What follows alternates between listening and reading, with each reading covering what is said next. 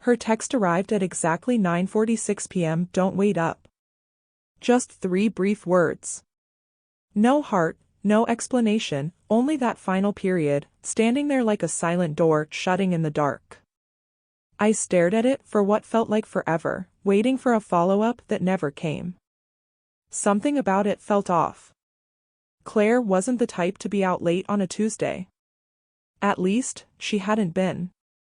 But the past few months had changed things. More work dinners, vague late nights, and a noticeable chill in the way she kissed me goodnight, short, distracted, almost perfunctory. I tried to focus on the TV, but its noise grated on my nerves. The flickering light cast restless shadows across the walls as I sat, unable to settle. Eventually, I realized I'd been watching the same commercial on repeat without actually seeing it. By 11:30, I tried convincing myself it was all in my head. She deserved a night off. Maybe a client had come in. Maybe drinks ran late. Maybe traffic was terrible. There were countless rational explanations. But by 1:45 a.m., logic had quietly abandoned me. The house was too still, too silent. I got up and moved to the front window. The driveway lay empty under the pale streetlights, the quiet pressing against the glass. Then I saw it, the tiny red blink of the security camera I'd installed months earlier. Claire had laughed at me then, teasing that I was becoming an old man paranoid about the neighborhood. I smiled at the memory, but now it felt bitter. I opened the security app on my phone. The live feed showed nothing, just the empty driveway, a stray leaf skittering across the concrete. I almost closed it, then remembered the playback. Scrolling through the timeline, I found motion detected at 12:17 a.m. My thumb hovered, then pressed play. Headlights sliced across the driveway, revealing a sleek black sedan, definitely not her car. My stomach tightened. The driver's door opened, and a man stepped out. Then the passenger door, and there she was. Claire. Hair loose, makeup slightly smudged, laughter written across her face even without sound. She stumbled slightly in her heels, reaching for the man's arm. He said something, she playfully hit him, laughter spilling from her. No kiss at first, but when he brushed her hair back, leaning in, she smiled. The same smile that once belonged to me.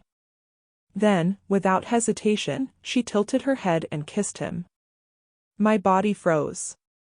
The footage had no sound, but the image screamed louder than anything I'd ever heard. They lingered together, his hand on her waist, hers sliding down his arm as she once had with me. When they parted, she whispered something and headed inside. He stayed watching, then drove away. My hands shook, nearly dropping the phone. I sat frozen, the house suddenly alien. Every familiar thing, the framed photos, her lingering scent, the couch indentation where she sat, mocked me. I thought about calling her, confronting her, but something colder took hold. I saved the clip, trimmed it to the exact 30 seconds that mattered, and at 2:30 a.m., sent it. No words, just the video. Seconds later, delivered. Read. Nothing. Minutes passed. Then, a buzz, where did you get this? My pulse hammered as I typed, driveway camera. The typing bubble appeared, then vanished. A moment later, it's not what it looks like. I laughed bitterly. It never is. Another pause. Can we talk when I get home? Please just wait. I said nothing, turned off the lights, and sat in the dark, the video's glow faint on my face. She arrived at 3:07 a.m. I heard the car, the heels on the walkway, keys rattling. When the door opened, I didn't look. John, she said softly. I can't explain. Then explain, I replied flatly. She hesitated, took a slow breath. It's not what you think. He's from work. I've been struggling. You've been distant. I just needed someone to talk to. I laughed, sharp and bitter. You talk with your lips, do you? Her face crumpled. I made a mistake. I swear it wasn't. You brought him here, Claire, I cut in.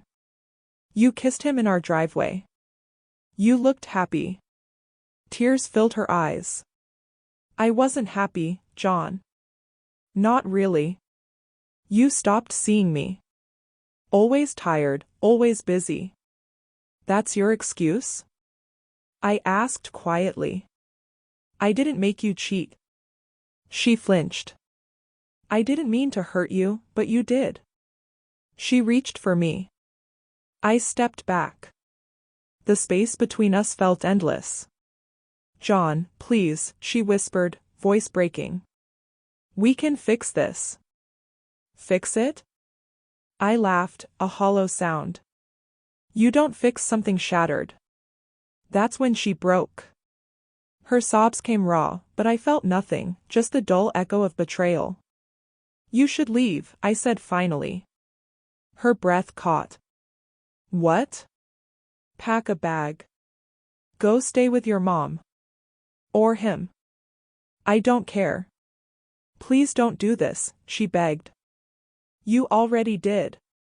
She trembled, makeup streaked. For a moment, I thought she might argue, but she simply nodded and went upstairs. The soft thud of her suitcase, the rustle of clothes, each sound carved away the last pieces of what we had. When she returned downstairs, she paused at the door. I'm sorry, I didn't answer, she whispered. Then silence. I sank onto the couch, staring at the phone. I replayed the footage one last time, not for proof, but to remember, to never forget what trust looks like just before it shatters. Outside, the night remained still. The empty driveway glowed softly beneath the streetlight, calm and indifferent. I deleted the video and turned off the phone. The hurt lingered, but something inside me settled. By dawn, the house was filled with that fragile quiet that comes after a storm. I watched the pale light stretch across the driveway and whispered to myself, don't wait up. And for the first time, I truly understood what those words meant. If you want, I can also create a slightly tighter, cinematic version that keeps all the suspense and emotional beats, but flows even more smoothly for reading or screen adaptation.